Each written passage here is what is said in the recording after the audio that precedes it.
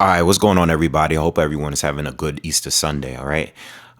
So I wanted to make a quick video about your Dennis Ugas. We all know that Spence beat Ugas, stopped him in 10 rounds last night, and I read a few comments and tweets and stuff today, and I realized that a lot of people are coming down hard on Ugas, basically saying or insinuating that he didn't show up or that this fight was some sort of like a fixed fight, you know, like Ugas didn't show up, like what happened to him, and and my response to that, I've been watching a lot of Ugas the last couple of years. I've done breakdowns on his fights, post-fight reviews, and stuff like that, and I'm pretty familiar with him. And if you had like watched him a little bit more before this fight, I mean, like really study his game, not watch a couple of fights. Like a lot of people seen the Sean Porter fight, and a lot of people seen the Manny Pacquiao fight. A lot of people did not see the Abel Ramos fight. They did not see the Ray Robinson fight. They didn't see the Brian Perella fight. They didn't see the fights at 140, which he lost. There's a lot of fights that people haven't seen. But one thing, whether it was younger Ugas or older Ugas, or well, older as in most recent Ugas, the one thing I saw that was common on a lot of his fights, whether they were wins or losses, is that Ugas just does not have a high punch output. He doesn't. He is really a counter puncher, you know? And yes, he's balanced. He can do a lot of things well. Yes, he could hold his own in the inside. He could go to the body. He can do other things. All right, but one thing is he's never been a high output type of fighter. Okay, I said in the breakdown that I did, I said that there was a difference between Ugas when he fought the higher level fighters like a Sean Porter, a Manny Pacquiao, and Brian Perella, and a Ray Robertson. All right, those two are good fighters as well. It's just there's levels, right? We all agreed to that. You know, when Ugas was pressuring Perella and Ray Robinson, and when he was coming forward on them, it was because there wasn't a threat level wasn't the same as a Pacquiao and a Porter. You know, he put a lot of pressure on those guys by coming forward, still countering, not punching a lot, but it's the pressure of him coming forward and stalking you, where it's forcing your opponents to use the ring, fight on your back foot. It's keeping you, it's making you throw more punches because you want to keep Ugas away, as opposed to Manny Pacquiao and Sean Porter. One thing about those fights, and I had an issue with Ugas, is that, he'll land a good shot and he'll kind of like sit back and admire his work. He wouldn't really follow it up with anything. He'll land a good big counter and kind of just stand there. He did it in the Porter fight. Now, Porter was, you know how Porter fights. He's used to bullying everybody. He's usually bringing the pressure on. He didn't do that with Ugas. He tried, but he couldn't get through with it. Ugas was just too big, too strong. He was going to Porter's body whenever they were on the inside. So Porter really couldn't get off like that. Not against Ugas. But the thing is, with Ugas would land a big shot, he wouldn't follow it up with anything. He'll kind of just stand there and admire his work or taunt he does a lot of taunting. A lot of guys, people don't realize that he's sticking his tongue out, he's opening his mouth, he's talking shit. He's doing the most. Whenever you hit him, he's shaking his head, he's nodding his head like it doesn't hurt. He's doing a lot, but actually throwing the hands. So, same thing with Manny Pacquiao. You get hit with a shot or you hit Manny with a shot. Where's the combinations?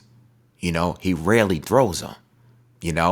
And he's not a finisher. He's not a closer. Like when Bud has you hurt, the end is near. It's over. He's not gonna knock you flat out, but he's gonna knock you down a few times before you get stopped. Right? He's a closer.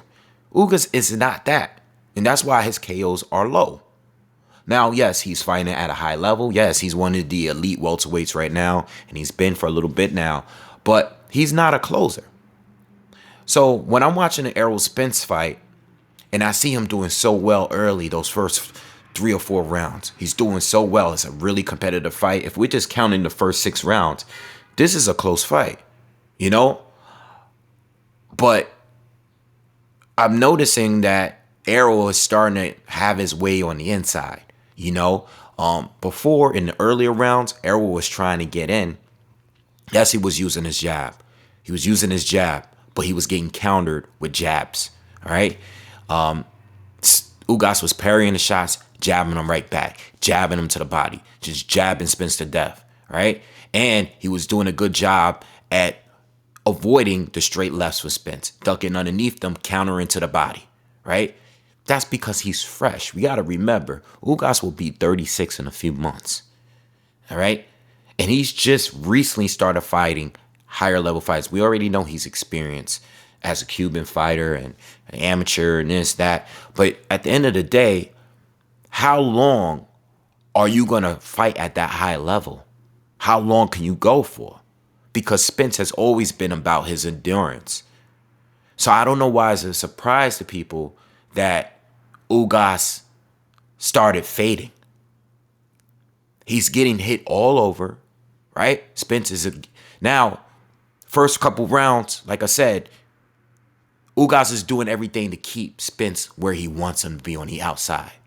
You know, he can throw those looping right hands up top, right? He's backing Spence. He actually hurt Spence, or not like hurt him, but he rocked him hard enough where Spence had to fall back a few times. But what happens? Spence, what happens? He's just marching forward, still marching forward, getting in, going to the body, committed to the body. Said this all in a breakdown. Go back to the breakdown and listen again if you have to. He's committed to the body.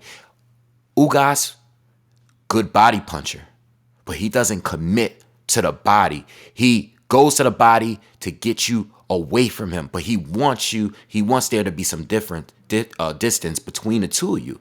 Whereas Spence commits to the body. I am getting inside because I want to beat you up on the inside. That's what he does. That's what he does. Yes, he can jab and fight on the outside. He can do that. But he wants to get in and go to the body. That's what he does. He's great at that. That's his game. One of the best. And Ugas, as the rounds are going, he's starting to fade a little bit. You know why? Because he's fighting a guy that is willing to throw a limited amount of punches in those 12 rounds. He's going to keep throwing punches. We've seen it in the Kell Brook fight. What happened? The same thing happened. If you guys think about it, literally the same thing. They might even stop the fight in the same round. The same thing happened. Kell Brook was outboxing him early, right? On the outside, he was outboxing. He was touching up Spence more. But what did Spence do? He kept committing. Turned into a dogfight. Got ugly. Started muscling Kell Brook around, going to the body. He's doing all these other things, and Kell Brook is slowly fading, leaving himself open up top. This is when Spence is starting to now. He's going to the body. He's going back up top. He's doing uppercuts. He's doing all these other shots, and Kell Brook is fading. He's getting beat up. Same thing that happened to Ugas. This is not the first time we've seen this. It's no surprise here. You know, and even though Spence looked better to me than he did against the Danny Garcia, he looked better. He looked better. You know, he looked good against Danny, but he looked better against Ugas. But Danny is one of the most durable fighters in the game. He has never been knocked down as an amateur or a pro. The dude got 6 toes. So you know he's going to stand. That's what he does. He's one of the most durable fighters in the game. We seen him lose. We seen him get rocked. We seen him get outboxed. Has he ever came close to going down? No. He's the most durable fighter in the sport. I mean, one of the most out there. Actually, Spence is too, if we're being real about it. Triple G, there are some really durable. Canelo, there's a long list of durable fighters, and Danny Garcia is one of them. So with that being said, Ugas took a L. Not because he didn't show up, not because it was fixed. If it was fixed, would Ugas had punched Errol several times to the face, a few times to the face, while he wasn't looking and while he wasn't prepared and while he didn't have his mouthpiece in? No, Ugas knew what he was doing. He's trying to take advantage of the opportunity. Spence mouthpiece is on the ground. I'm going to punch you continuously in the face while you're not even looking at me. That's what he did. That's not a move somebody makes when the fight is fixed. There's nothing about that fight that made me feel like it was fixed. If you expected more from Ugas, which I did, I thought Ugas was doing exactly what I thought he was going to do. I knew his counters was going to be on point. I knew his jabs was going to be on point. You know what I'm saying? I knew he was physically strong, so Errol couldn't get in on him early. But at the same time, he's never shown in one fight ever in his career that he has the ability to go round by round by round as far as output with Errol Spence. Crazy. Never done it. Never even came close to it. Not even against Manny Pacquiao, who was 42 years old, coming off a 2-year layoff. Even in that fight, he's not letting his hands go. Even in Sean Porter fight that everybody thinks that he might have won, even in that fight, there were boring points in that fight where, because Porter didn't want to engage, he was being super cautious, and then Ugas is just standing there waiting for him. I'm telling you, he hits you with a good shot. He taunts you. He admires his work. He doesn't follow up with anything. There's nothing in this fight that was new to me. Only thing that was confirmed to me is that Spence still got it. So anyone that has ever questioned whether or not he still got it, to me, the only thing that I know from that fight is that Spence is at the very least as good as he was still, like as he was against Kell Brook. That's the only thing that this fight confirmed to me. So when we see, not Boots, I was about to say, when we see Bud against Spence, if we get that next, at least I know in my mind that Spence is going to be at his best and Bud is going to be at his best. We saw Bud against Porter. We saw what happened there. Very competitive, right? Until the moment Bo Mack or whoever said, yo, you down.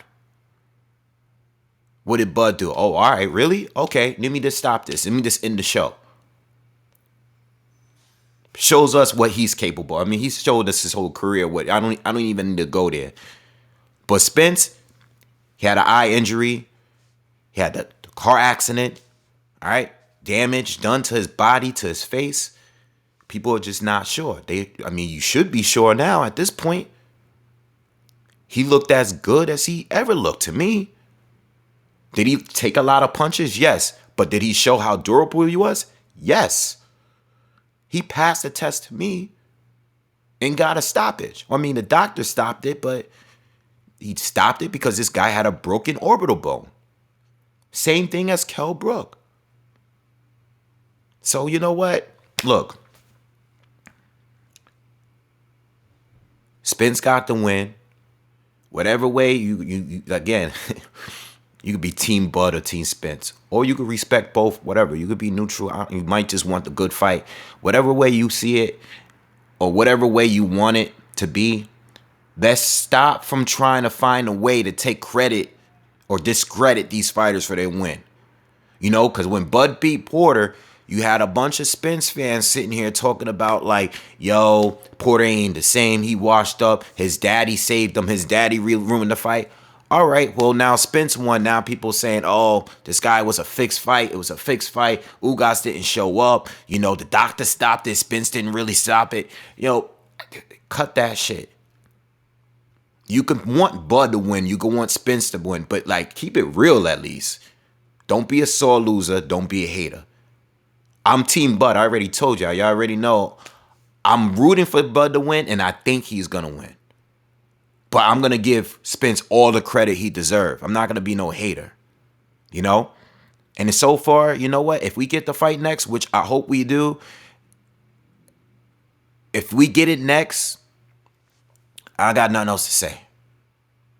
I'm cool with whatever at this point, as long as we get the fight. All right. So anyway, I just felt like I needed to speak on Ugas because I think a lot of people ain't familiar with Ugas like that, man. Let's be honest. They ain't see nothing outside of Sean Porter and Manny Pacquiao, before this fight. People don't really know how he gets down. And people saying the fight is fixed. That's the last guy I think is gonna go in there and try to, after everything he's been through. Nah, that's the last guy that I think is gonna go in there. He fought exactly how he fought. He fights. If you've seen him before, he did exactly what he does. He lost the same way that he loses, and he had success early by using the skills that we've seen in previous fights. He just couldn't hold up. You know why? Because he's never been a high output puncher, and that's what it's really all about. He got tired. He started letting his whole hands go, and what did he do? Start fighting out of spurts. He was just, there was times he'd wake up and start letting his hands go, but he couldn't maintain the output Spence was throwing at him, and nobody was expecting him to. So let's stop pretending like this fight is some kind of fluke. No, Spence won fairly. He did what he had to do, and that's that. Let's end that there. All right? So anyway, I'm out of here, man. I'm about to ride up to my pops right now. I see y'all on the next one. Peace.